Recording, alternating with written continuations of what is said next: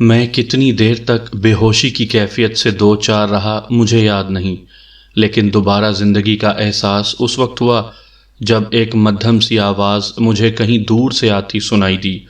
Doctor, اسے مرنا نہیں چاہیے، اگر یہ مر گیا تو بہت برا ہوگا۔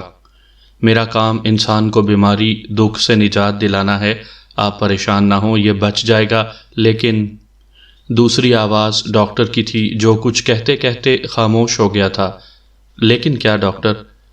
اس پر جو تشدد کیا گیا ہے وہ بڑا ظالمانہ ہے، اس طرح تو کسی جانور کو بھی نہیں مارا جاتا۔ ڈاکٹر، دوسرے شخص نے سرد اور ناراض انداز میں کہا، کیا تم میرا ایک چھوٹا سا کام کر سکو گے؟ فرمائیے۔ اس کا سیدھا ہاتھ اور الٹا پاؤں کاٹ دو۔ میں چاہتا ہوں کہ یہ عبرت کا نشان بن کر زندہ رہے، تاکہ اس کا انجام دیکھ کر پھر کوئی ہماری عزت پر ہاتھ ڈالنے کی کبھی کوشش نہ کرے۔ سوری سر، ڈاکٹر نے بڑی صاف گوئی سے کہا، میں بلا وجہ کسی انسان کی معذوری کی زندگی گزارنے کا سبب نہیں بن سکتا۔ کیا تم میرے حکم کی تعمیل سے انکار کرو گے؟ تحکمانہ لہجے میں سوال کیا گیا۔ آپ جو کام مجھ سے لینا چاہتے ہیں وہ میرے پیشے کے تقاضوں کے خلاف ہے، اور میں اپنے پروفیشن سے غداری نہیں کر سکتا، ڈاکٹر نے فیصلہ کن آواز میں جواب دیا۔ کچھ دیر تک سناٹا طاری رہا، پھر پہلی آواز سرسراتی ہوئی ابھری، ٹھیک ہے، تم اس کی سانس بحال کرنے کی فکر کرو، باقی کام کوئی دوسرا ڈاکٹر انجام دے لے گا۔ میں دم سادھے خاموش پڑا رہا، لیکن ان جملوں کو سننے کے بعد میں پوری طرح ہوش میں آ چکا تھا۔ میں نے اس بڑے اسمگلر کی آواز پہچان لی تھی، مجھے جس کے بنگلے پر لے جایا گیا تھا۔ میرا ذہن معاف ہونے لگا، میرا پورا وجود پھوڑے کی مانند دکھ رہا تھا۔ میری تکلیف ناقابل برداشت تھی، لیکن وہ ابھی مطمئن نہیں ہوئے تھے۔ مجھے اپاہجوں کی زندگی گزارنے پر مجبور کرنا چاہتے تھے۔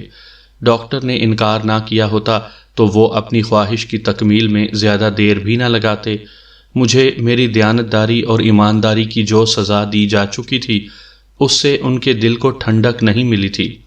وہ مجھے میرے محکمے کے لوگوں کے لیے عبرت کا نشان بنا کر زندہ رکھنے کی ہولناک اسکیم بنا رہے تھے، اور قانون کے محافظ خاموش تھے۔ میرا ذہن گھپ اندھیروں میں بھٹکتا رہا۔ ڈاکٹر میرے زخموں کا معائنہ کرتا رہا، پھر میرے جسم کے مختلف حصوں پر کئی انجیکشن لگائے گئے۔ ان کی کھسر پھسر کی آوازیں میرا سکون برباد کر رہی تھیں۔ میں محسوس کر چکا تھا کہ ان کے ہاتھ بہت لمبے تھے، قانون کی ان کی نگاہوں میں کوئی وقت نہیں تھی۔ انہوں نے وقتی طور پر ڈاکٹر کی حکم عدولی کو برداشت کر لیا تھا، لیکن ان کے لیے ڈاکٹروں کی کمی نہیں تھی۔ انہوں نے کہا بھی تھا کہ میرا ہاتھ پاؤں کاٹنے کا کام کوئی دوسرا ڈاکٹر انجام دے لے گا۔ میرے ذہن پر گرم آندھی کے جھکڑ چل رہے تھے، میرے زخموں کی ٹیس بڑھ رہی تھی۔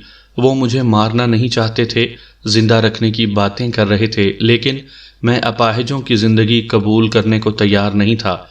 میں نے کسی خیال کے تحت پاؤں کو جنبش دینے کی کوشش کی تو کراہ کر رہ گیا۔ ان ظالموں نے مظالم کی انتہا کرنے کے باوجود مجھے بیڑیوں کے قید سے آزاد نہیں کیا تھا۔ ہتھکڑیوں کی وجہ سے میں ہاتھ بھی نہیں ہلا سکتا تھا۔ میرے ذہن میں متعدد خیالات ابھر رہے تھے۔ سب سے اہم خیال یہ تھا کہ وہ کسی طرح غافل ہوں اور میں خود اپنے ہاتھوں سے اپنا گلا گھونٹ کر زندگی کی قید سے ہمیشہ کے لیے رہائی پا جاؤں۔ زندگی کا ایک ایک لمحہ میرے اوپر عذاب بن کر گزر رہا تھا، جب اسی اسمگلر کی منحوس آواز پھر میرے کانوں میں گونجی، ڈاکٹر، یہ کتنی دیر تک ہوش میں آ جائے گا؟ انسپکٹر، اس بار غالباً پولیس انسپکٹر کو مخاطب کیا گیا تھا، تم یہیں ٹھہرو، ہم کچھ دیر میں واپس آتے ہیں۔ پھر کچھ ملے جلے قدموں کی آواز ابھر کر دور ہوتی چلی گئی۔ شاید وہ کمرے سے جا چکے تھے۔ وقت تیزی سے گزر رہا تھا۔ اچانک مجھے گھپ اندھیروں میں روشنی کی ایک کرن نظر آئی۔ میں نے چاروں طرف سے مایوس ہو کر جوگی سیتا رام کو سچے دل سے یاد کیا۔ میں اپنی ایمانداری کا بھیانک انجام اور قانون کی بے بسی کا دلچسپ تماشا دیکھ چکا تھا۔ میرے لیے تمام راستے بند کر دیے گئے تھے۔ میں ایک مسلمان تھا، میرے والدین نے مجھے ہمیشہ ایمانداری کا درس دیا تھا۔ اسی ایمانداری کی خاطر میں نے پٹنہ کو خیر باد کہا تھا، لیکن ڈھاکہ آنے کے بعد بھی مجھے قرار نہیں ملا۔ میں جو سزا بھگت رہا تھا وہ مجھے منظور نہیں تھی۔ میں پہلے بھی کہہ چکا ہوں کہ انسان مٹی کا پتلا ہے، زندگی کی خواہش جانوروں کو بھی آخری اقدام کرنے پر اکسا دیتی ہے۔ میں نے بھی اسی جذبے کے تحت جوگی سیتا رام کو یاد کیا تھا۔ مجھے اپنی زندگی کے گھپ اندھیروں میں وہی امید کی کرن نظر آ رہی تھی۔ محبت اور جنگ میں تمام حربوں کا استعمال جائز ہے۔ آسمان کی بلندیوں سے ایک بم اپنے دامن میں ہولناک تباہ کاریاں سمیٹے تیزی سے اپنے نشانے کی سمت لپکتا ہے۔ زمین سے ٹکرانے کے بعد وہ بھیانک بم دھماکے کے ساتھ خود بھی ریزہ ریزہ ہو کر بکھر جاتا ہے اور اس کی تباہ کاریاں سینکڑوں اور ہزاروں بے قصور انسانوں کو بھی موت کی ابدی نیند سلا دیتی ہیں۔ میں نے بھی مرنے سے پیشتر اپنے دشمنوں سے انتقام کی ٹھان لی تھی۔ جوگی سیتا رام میرے پاس آخری حربہ رہ گیا تھا۔ میں اس کی ناقابل یقین باتوں کو آزمانا چاہتا تھا۔ میرے ذہن میں جوگی سیتا رام کا تصور موجود تھا۔ میں اسے دل کی گہرائیوں سے یاد کر رہا تھا جب ایک آواز میرے کانوں میں گونجی، تو نے سچے من سے مہان جوگی کو یاد کیا ہے، پھر ڈر کس بات کا؟ آنکھیں کھول دے بالک۔ جوگی سیتا رام کی مانوس آواز سن کر میں نے آنکھیں کھول دیں۔ میں ابھی تک اسی اسمگلر کے اسٹور روم میں ایک پلنگ پر پڑا تھا۔ کمرے میں میرے علاوہ پولیس انسپکٹر بھی موجود تھا جو مجھے وہاں لایا تھا۔ تیسرا شخص اپنے لباس کے اعتبار سے ڈاکٹر لگ رہا تھا، جو میرے قریب کھڑا مجھے ہمدردانہ انداز میں دیکھ رہا تھا۔ دروازے کے قریب وہی رائفل بردار موجود تھا جس نے میرے حلق میں پیشاب کرنے کی کوشش کی تھی۔ اسے دیکھ کر مجھے دوبارہ ابکائی آنے لگی۔ تو نے بڑے کشٹ برداشت کر لیے مورخ، پہلے ہی جوگی کا کہا مان لیتا تو آج اس حالت میں نہ ہوتا۔ سیتا رام کی آواز سن کر میں نے چاروں طرف نظریں دوڑائیں، لیکن وہ مجھے کہیں نظر نہیں آ رہا تھا۔ میرے دل کی دھڑکنیں تیز ہونے لگیں۔ کہیں وہ آواز میرے وہم کی پیداوار تو نہیں تھی، میں نے سوچا۔ پھر ششو پنج میں پڑھ کر بیاکل ہونے لگا۔ جوگی کی آواز میرے کانوں میں بہت واضح طور پر ابھری، بس اب شانت ہو جا، کوئی چنتا مت کر، میں جو تیرے پاس موجود ہوں۔ تم نے کہا تھا کہ اگر تمہارے ساتھ سمجھوتا کر لوں تو پھر میں جو چاہوں گا وہی ہوگا۔ میں نے کمزور لہجے میں سیتا رام کے تصور کو خاموش انداز میں مخاطب کیا۔ تو نے جوگی کا کہا ماننے میں دیر کر دی۔ میں نے تجھے سمجھایا تھا کہ تجھے میرے چرنوں کے سوا کہیں اور شرن نہیں ملے گا۔ کیا تم اب بھی میری مدد کرنے کو تیار ہو؟ میں نے پر امید لہجے میں پوچھا۔ بات تیرے بس سے نکل چکی ہے، اب تو میرے بس میں ہے، میرے چنگل میں گلے گلے پھنسا ہے۔ سیتا رام کی کھردری آواز میرے کانوں میں گونج رہی تھی۔ میں تجھ سے ایک پل کو بھی غافل نہیں تھا۔ تجھ پر جو بپتا پڑی ہے میں اس کا سارا حال جانتا ہوں۔ میں نے کہا تھا نا کہ تجھے ایک دن میرے چرنوں پر جھک کر جیون کی بھکشا کے لیے ہاتھ پھیلانا پڑے گا، یاد ہے بالک؟ ہاں مجھے یاد ہے، میں نے ہونٹ بھینچ کر کہا۔ اتنی جلدی نراش ہو گیا؟ ابھی تو تجھے جیون میں اور بھی بہت کچھ دیکھنا ہے۔ تیرے پرکھوں یعنی بڑوں نے غلط نہیں کہا تھا کہ تو لمبی عمر پاوے گا۔ مجھے اپاہجوں کی طرح جینا منظور نہیں۔ تم کوئی ایسی جنتر منتر پڑھ کر پھونکو کہ مجھے اس زندگی سے ہمیشہ کے لیے نجات مل جائے۔ میں نے بیزاری کا اظہار کیا۔ بڑی مشکل سے کھوجا ہے تجھے، اتنی جلدی کیسے کھو سکتا ہوں؟ ابھی تو کھیل شروع ہوا ہے بالک، تو ابھی سے اوپر جانے کی بات کر رہا ہے۔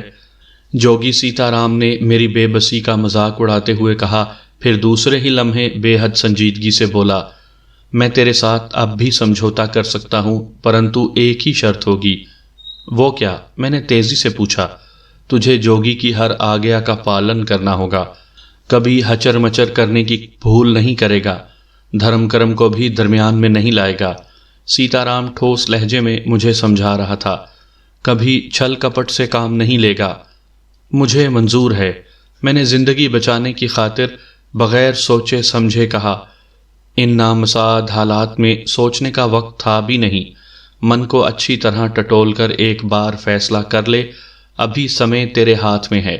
سیتا رام نے سخت اور ٹھوس آواز میں جواب دیا، ایک بار سچے من سے وچن دے کہ تو نے پیچھے ہٹنے کی بھول کی تو جوگی کا کشٹ تجھے پورے سنسار میں کہیں بھی چین نہیں لینے دے گا، ہمیشہ بھٹکتا رہے گا، موت کی آشا کرے گا لیکن وہ بھی تجھے سویکار نہیں کرے گی۔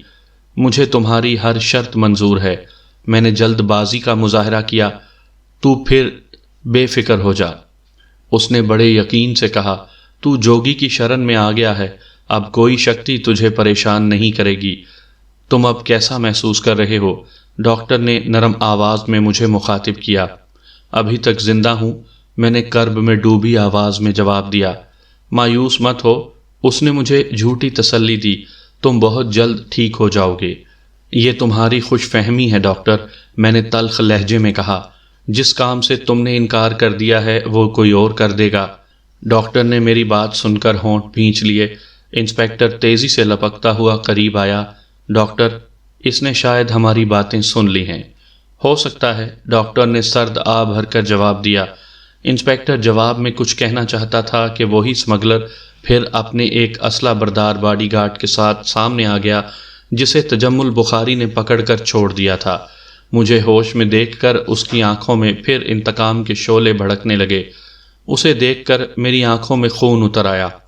اب میں تنہا نہیں تھا، جوگی سیتا رام کی ماورائی قوتیں بھی میرے ساتھ شامل ہونے کا وعدہ کر چکی تھیں۔ مجھے یقین تھا کہ وہ کہیں آس پاس ہی موجود ہوگا۔ ڈاکٹر، اس سنگ دل جرائم پیشہ شخص نے میرے چہرے پر نظریں جمائے جمائے ڈاکٹر کو مخاطب کیا۔ یہ ہوش میں آ گیا، تمہارا کام ختم ہوا، تم اب جا سکتے ہو، لیکن ایک بات کا خیال رکھنا، تم اپنی زبان کو بند ہی رکھو گے، بھول جاؤ گے کہ کبھی تم یہاں آئے بھی تھے، ورنہ… اس نے اپنا جملہ دیدہ دانستہ نامکمل چھوڑ دیا۔ ڈاکٹر اس کا مفہوم سمجھ چکا تھا، وہ سمجھدار تھا۔ اس نے ایک نظر میری طرف دیکھا، اپنا بیگ زپ کر کے ہاتھوں میں لیا، پھر تیز تیز قدم اٹھاتا باہر چلا گیا۔ ایک باڈی گارڈ اس کے ساتھ گیا تھا۔ ڈاکٹر کے جانے کے بعد وہ سینہ تانے 2 قدم اور آگے آ گیا۔ ہم نے فیصلہ کیا ہے کہ تمہیں ایک ہاتھ اور ایک پیر سے محروم کر کے معاف کر دیا جائے۔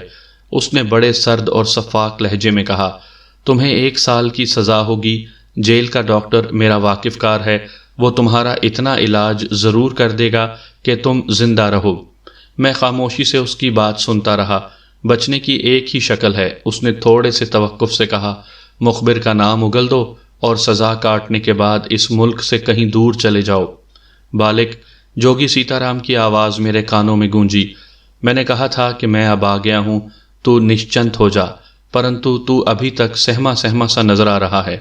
میں نے تجھے جو وچن دیا ہے، کیا اس پر وشواس نہیں آیا تجھے؟ پہلے میں نے سوچا تھا کہ تمہارے ہاتھ پیر کاٹنے کی خاطر کسی ڈاکٹر کی خدمات حاصل کی جائیں، لیکن اب میرے ملازم یہ خدمات انجام دیں گے۔ اس نے یک لخت گرج کر کہا، حرام کے تخم، مجھے ٹکر ٹکر گھورنا بند کر دے، ایک آخری فیصلہ کر لے، مخبر کا نام بتانا پسند کرے گا یا اپاہجوں کی طرح تمام زندگی سڑکوں پر اپنے وجود کے بوجھ کو گھسیٹتا پھرے گا؟ میں کہہ چکا ہوں کہ مجھے مخبر کا نام نہیں معلوم، میں نے ہمت سے کام لے کر جواب دیا۔ تمہارے ساتھ جو کچھ ہوا اس میں بھی میرا ہاتھ نہیں تھا، سب کچھ تجمل بخاری نے کیا تھا، میں اس کے ساتھ ضرور تھا، لیکن… شٹ اپ یو باسٹرڈ، وہ حلق کے بل چیخا، میں تیری صفائی نہیں سننا چاہتا۔ میں کوئی جواب دینے کے بارے میں غور کر رہا تھا کہ میں نے کسی کے نادیدہ ہاتھ کو اپنے زخموں پر سرسراتے محسوس کیا۔ لمحوں کی دیر تھی کہ کمرے میں موجود تمام افراد کی آنکھیں حیرت سے پھٹی کی پھٹی رہ گئیں۔ خود میں بھی حیران ہو گیا۔ میرے جسم میں زخموں کے تمام نشان پلک جھپکتے میں دور ہو گئے تھے۔ میری بات دھیان سے سن بالک، سیتا رام کی آواز ابھری، جب جوگی کی شکتی تیرے ساتھ ہے تو ڈر کس بات کا؟ کیا تم میرے جسم پر ہتھکڑی اور بیڑیاں نہیں دیکھ رہے ہو؟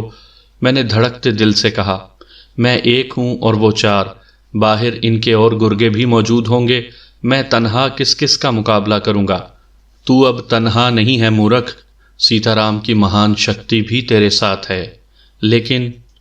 کوئی چنتا مت کر، وہ میری بات کاٹ کر بولا، میں کچھ دیر کے لیے تیرے شریر میں ایسی شکتی پھونک رہا ہوں کہ اگر 4 کے بجائے 10 راکشس بھی ہوں تو بھی تیرا کچھ نہیں بگاڑ سکیں گے، تو جو کہے گا وہی ہوگا، پر اپنا وچن یاد رکھنا، تو نے میری ہر آگیا کا پالن کرنے کی سوگند اٹھائی ہے۔ مجھے یاد ہے، میں نے تیزی سے جواب دیا۔ میرے زخموں کا ایک پل میں مندمل ہو جانا حیرت انگیز تھا۔ مجھے جوگی سیتا رام کی قوت کا اندازہ ہو چکا تھا، وہ یقیناً پر اسرار اور حیرت انگیز ماورائی قوتوں کا مالک تھا، کمرے میں موجود ہر شخص تصویر حیرت بن کر رہ گیا تھا۔ میرے بدن کا تار تار اور خون میں لتھڑا ہوا لباس، میرا ادھڑا ہوا جسم جس سے ایک لمحہ پیشتر خون رس رہا تھا، تعفن پھوٹ رہا تھا، سب کچھ ٹھیک ہو چکا تھا۔ انسپیکٹر کی حالت سب سے زیادہ غیر ہو رہی تھی۔ میں نے سب سے پہلے اسی کو مخاطب کیا، انسپیکٹر میری ہتھکڑی بیڑی کھول دو۔ میرا لہجہ تہک مانا تھا۔ انسپیکٹر بل کھا کر رہ گیا، اس نے کوئی جواب نہیں دیا۔ ٹھیک اسی لمحے مجھے ایسے لگا جیسے اچانک میری رگوں میں خون کے بجائے آتش فشاں کا ابلتا ہوا لاوا دوڑ رہا ہو۔ میرے اندر جس توانائی نے اچانک انگڑائی لی تھی وہ بھی حیران کن تھی۔ مجھے اب وہ لوہے کی ہتھکڑی اور بیڑیاں پلاسٹک کے حقیر کھلونے نظر آ رہے تھے۔ سیتا رام اپنی مہان شکتی کے زور سے میرے اندر کسی شیطانی قوت کی روح پھونک چکا تھا۔ مجھے اپنے سامنے کھڑے افراد بھی نالی میں رینگتے ہوئے کیڑے مکوڑے نظر آ رہے تھے۔ انسپیکٹر تم شاید بہرے ہو گئے ہو، میں نے اسے دوبارہ مخاطب کیا۔ کیا تم نے میرا حکم نہیں سنا؟ نادر خان، بڑے اسمگلر نے، جس کا نام مجھے یاد نہیں رہا، اپنے ایک باڈی گارڈ کو للکارا۔ اس حرامی کا شاید دماغ چل گیا ہے، جو اس نے بھونکنا شروع کر دیا ہے، اس کی زبان کاٹ دے۔ نادر خان نامی باڈی گارڈ نے اپنی بیلٹ سے شکاری چاقو نکالنے پر حیرت انگیز پھرتی کا مظاہرہ کیا، پھر وہ کسی خونخوار درندے کی طرح میری جانب لپکا، لیکن میرے قریب آ کر بت بن گیا۔ میں سمجھ گیا کہ سیتا رام کی مہان شکتی نے اسے بے بس کر دیا تھا۔ نادر خان، میں نے سیتا رام کی بات کو آزمانے کی خاطر نادر خان کو گھور کر کہا، جس خنجر سے تم میری زبان کاٹنے کے لیے آگے بڑھے تھے، اب اسے اپنی گردن پر پھیر لو۔ انکار کرو گے تو اس کا نتیجہ اور زیادہ بھیانک بھی ہو سکتا ہے۔ سن رہے ہو نادر خان، میں تمہیں کیا حکم دے رہا ہوں؟ پھر جو کچھ ہوا، اس نے جوگی سیتا رام کی بات کی تصدیق کر دی۔ میرے حوصلے اس وقت اور بلند ہو گئے جب نادر خان نے میرے حکم کی تعمیل میں خنجر کی تیز دھار اپنے ہاتھوں اپنے گلے پر پھیر لی اور زمین پر گر کر کسی ذبح کیے ہوئے بکرے کی طرح پچھاڑ کھانے لگا۔ اس کے حلق سے خون کا فوارہ ابل رہا تھا۔ انسپیکٹر کا رنگ فک ہو گیا۔ دوسرا گارڈ بھی پھٹی پھٹی نظروں سے اپنے ساتھی کا عبرتناک انجام دیکھ رہا تھا۔ میرے سب سے بڑے دشمن کی حالت بھی غیر ہونے لگی۔ میں نے اسے تیکھی نظروں سے دیکھتے ہوئے سوال کیا، اب تمہارا کیا فیصلہ ہے میرے بارے میں؟ میں تمہیں گولی مار دوں گا۔ اس نے اپنا ریوالور والا ہاتھ فضا میں بلند کیا، لیکن کسی ماورائی قوت نے اسے اتنی شدت سے جھٹکا دیا کہ ریوالور اس کے ساتھی کے منہ پر جا کر لگا۔ میرے دشمن کا منہ بھی کھلے کا کھلا رہ گیا، اس کی آنکھوں سے وحشت ٹپک رہی تھی۔ میں تمہاری ہتھکڑی بیڑی کھولے دیتا ہوں، انسپیکٹر نے بازی پلٹتے دیکھ کر مردہ سی آواز میں کہا، لیکن تم جو کر رہے ہو وہ ٹھیک نہیں ہے۔ تمہارا جرم پہلے سے زیادہ سنگین ہو جائے گا۔ قانون کے ہاتھ تمہاری گردن پر زیادہ مضبوط ہو جائیں گے۔ قانون؟ میں حقارت سے مسکرا دیا۔ پھر میں نے پھریری لی تو میرے جسم پر موجود ہتھکڑی اور بیڑی کڑکڑا کر ٹوٹ گئیں۔ انسپیکٹر کے بڑھتے ہوئے قدم رک گئے، وہ بھی بت بن گیا۔ میں انگڑائی لیتا ہوا پلنگ سے نیچے آ گیا۔ تم نے کچھ دیر پیشتر میرا ایک ہاتھ اور ایک پیر کاٹنے کا فیصلہ کیا تھا، میں نے اپنے دشمن سے کہا، جس کی عقل نے شاید کام کرنا چھوڑ دیا تھا۔ اس کی جگہ میں ہوتا تو شاید میری بھی وہی حالت ہوتی جس سے وہ دو چار تھا۔ اب کیا خیال ہے تمہارا؟ اس نے کوئی جواب نہیں دیا، پھٹی پھٹی آنکھوں سے مجھے گھورتا رہا۔ تم مجھے نشان عبرت بنانے کی سوچ رہے تھے، اب سانپ کیوں سونگ گیا؟ میں زہر خند سے بولا۔ اس کے ہونٹ صرف کپ کپا کر رہ گئے، منہ سے کوئی آواز نہیں نکلی۔ اب میں تمہیں ایک حکم دے رہا ہوں، میں نے سرد لہجہ اختیار کیا۔ ریوالور اٹھاؤ اور اپنی کن پٹی پر رکھ کر لبلبی دبا دو۔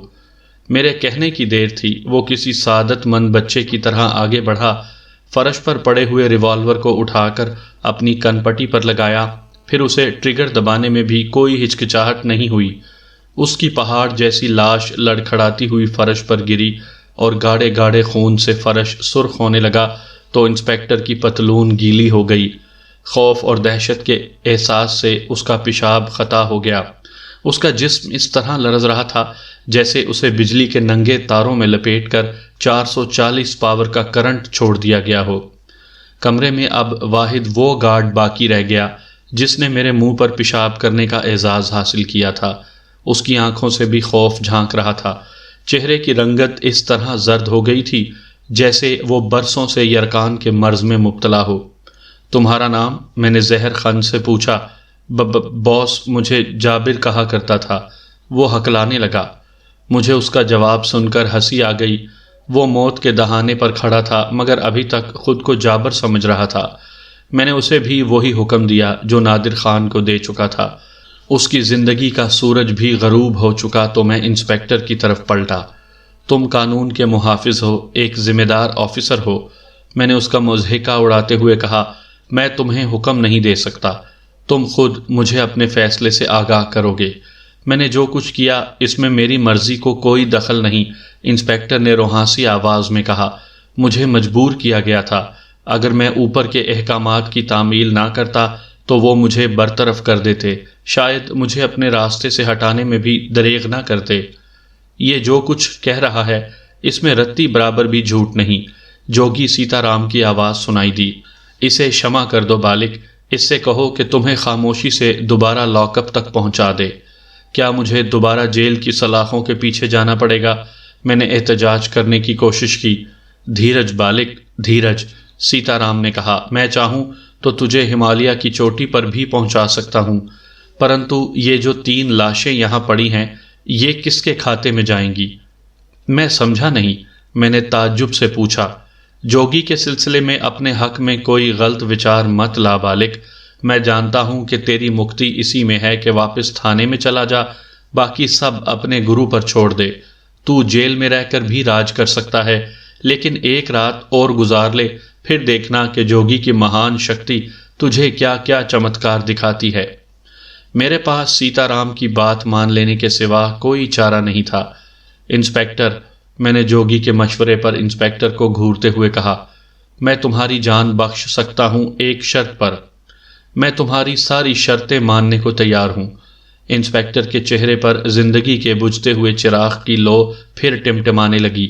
اب میں تمہارے ساتھ کوئی دھوکہ نہیں کروں گا، ایسا کرنے کے بارے میں کبھی سوچنا بھی مت، ورنہ تمہارا انجام سب سے زیادہ عبرتناک ہوگا۔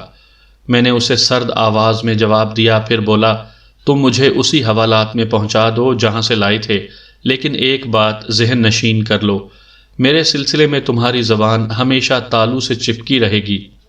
ایسا ہی ہوگا، انسپیکٹر نے ہاتھ جوڑ کر کہا، پھر مجھے خاموشی سے تھانے پہنچا دیا۔ اس نے اپنے ساتھیوں سے کیا کہا تھا مجھے نہیں معلوم، لیکن اتنا ضرور یاد ہے کہ تھانے کی آہنی سلاخوں کے پیچھے جانے کے بعد میری حالت پھر ویسی ہی ہو گئی جیسی پہلے تھی۔ شاید جوگی سیتا رام نے میرے اندر جو طاقت پھونکی تھی وہ واپس لے لی تھی۔ اس بار انہوں نے مجھے ہتکڑی بیڑی پہنانے کی ضرورت نہیں سمجھی۔ میں سلاخوں کے پیچھے دیوار سے سر ٹکائے بیٹھا تھا۔ سلاخوں کی دوسری جانب انسپیکٹر بیٹھا تھا۔ اس کے چہرے پر یتیمی برس رہی تھی۔ وہ بار بار کسی کو فون کر رہا تھا۔ اس کی آواز اتنی مدھم تھی کہ میں اس کی باتیں نہیں سن سکا، لیکن اس کے چہرے پر طاری تاثرات اس بات کی غمازی کر رہے تھے کہ وہ بہت خوف زدہ ہے۔ وہ میری وحشت کا تماشا دیکھ چکا تھا۔ 3 لاشیں اس کے سامنے تڑپ تڑپ کر ٹھنڈی ہو چکی تھی۔ چوتھا نمبر اس کا تھا، لیکن جوگی سیتا رام کی سفارش پر میں نے اسے چھوڑ دیا تھا۔ میری نظریں انسپیکٹر کے چہرے پر جمی تھیں، لیکن ذہنی طور پر میں بھی پرسکون نہیں تھا۔ زندگی کی خواہش نے مجھے سیتا رام کے ساتھ سمجھوتا کرنے پر مجبور کر دیا تھا۔ میں ایماندار تھا، لیکن میرے ایمان کی قوت اتنی پختہ اور مضبوط نہیں تھی کہ میں موت کے سامنے گھٹنے ٹیک دیتا۔ وہ مجھے اپاہج کرنے کی خاطر میرا ہاتھ پیر کاٹنے کی بات کر رہے تھے۔ میری جگہ آپ ہوتے تو شاید زندگی پر موت کو ترجیح دینے کی جرت آپ میں بھی نہ ہوتی۔ صرف باتیں کرنا اور مذہب کے نام پر جان دینے کی قسمیں کھانا دیگر بات ہے۔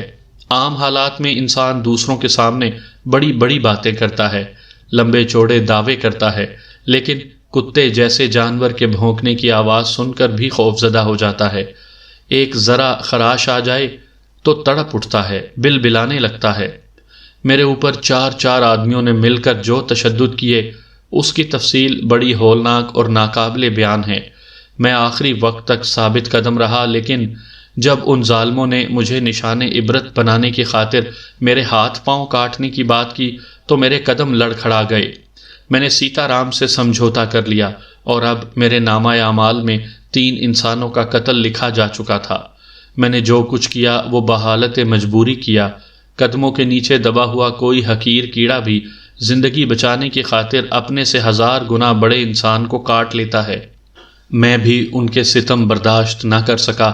سیتا رام نے میرے جسم میں کوئی شیطانی روح پھونکی تو انتقام کے شعلے اچانک بھڑک اٹھے۔ میں نے جوش میں ہوش سے کام نہیں لیا اور 3 انسانوں کو موت کے گھاٹ اتار دیا۔ انسپیکٹر واحد گواہ رہ گیا تھا۔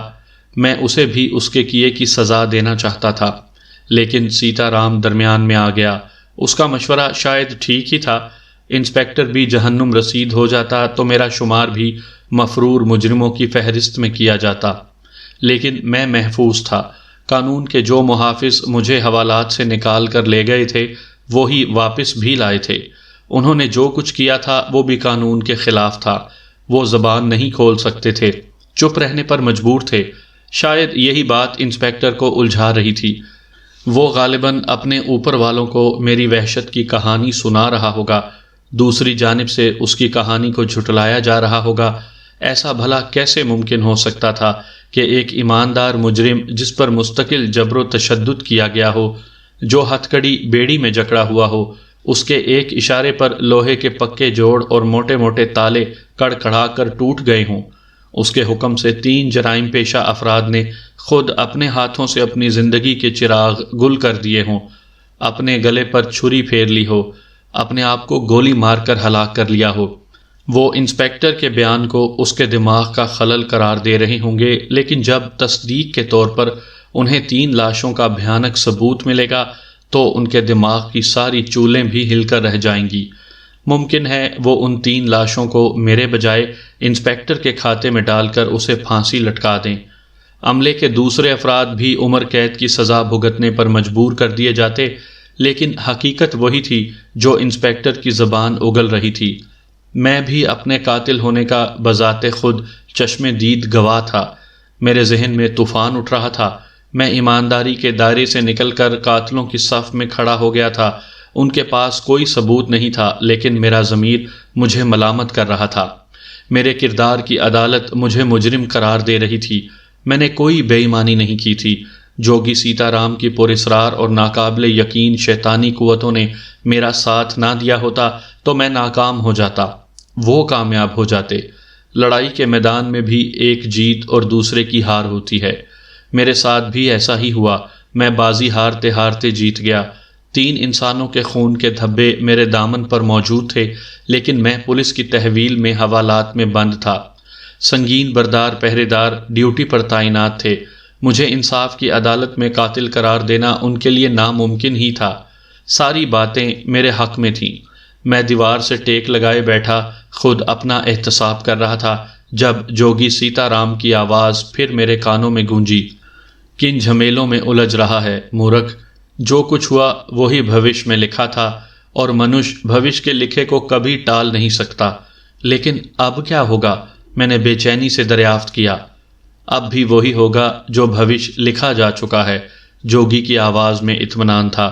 میں نے تجھ سے کہا تھا نا بالغ کہ یہ سنسار ایک گورکھ دھندا ہے، اس کی اونچ نیچ ابھی تیری بدھی یعنی عقل میں نہیں آئے گی۔ ابھی تو تجھے بڑے پاپڑ بیلنے ہوں گے۔ میری سزا کب پوری ہوگی؟ میں نے جھلا کر پوچھا۔ پھر دھرم کرم کے چکروں میں الجھ کر ڈگمگانے لگا۔ سیتا رام کی آواز نے جواب دیا، تو نے کیا جرم کیا تھا جس کی سزا کی بات کر رہا ہے؟